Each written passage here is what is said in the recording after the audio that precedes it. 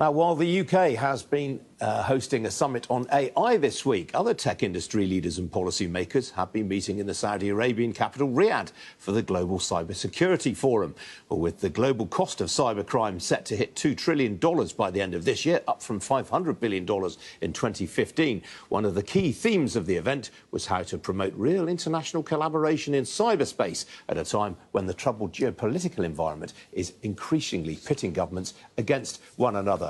Well, one of the speakers at the event, keynote speaker, was Mary Aiken, Professor of Cyber Psychology at Capital Technology University, Washington. And she joins me now live from Dublin. Professor Aiken, welcome to you. Was this forum a success? What were the sort of main outcomes? It was very successful, actually. You had global leaders coming together, thoroughly debating the issues, and lots of resolutions going forward, and tackling cybercrime was top of the agenda. Now, cyber attacks were up some 38% over the last, I think, on just 2 years ago. Is this a problem that businesses can solve alone, or do governments really need to get involved here? I think, we've had 50 or 60 years of cybersecurity, and cybersecurity protects your data, your systems, your devices. It does not protect what it is to be human online. And what we see is the majority of cyber attacks are actually facilitated by social engineering. And social engineering has everything to do with psychology and very little to do with technology. And this was the theme of my talk in Riyadh. In fact, I've just landed this morning, flying back overnight. And what we've seen is the importance of actually, providing safe passage for humans in cyberspace and actually focusing on online safety. And in fact, the UK is leading in that regard with the Online Safety Act, and also developing the UK online safety sector. And I've worked with the UK Gov for many years in this area. Oh, so what can other countries learn from the UK experience? Well, first of all, the UK is one of the first countries to create this spectrum of harm, online harm, which ranges from cyberbullying through to harassment, through to cyber fraud, through to mis and disinformation. And with elections coming up, particularly in the US, that's a critical area to think about. But in addition to that, a whole sector has been established. We've about 4 years of research reports that have helped to build this sector.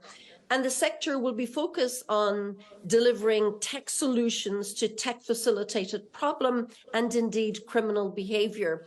And in 2022, the Paladin Capital report established the US safety tech sector and found evidence of an emerging billion-dollar sector. And I was PI on that report.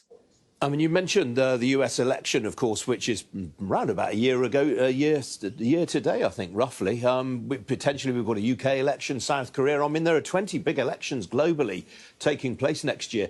Do you worry about the potential ability of malign actors to influence the outcomes of those elections? Well, we're always going to have that.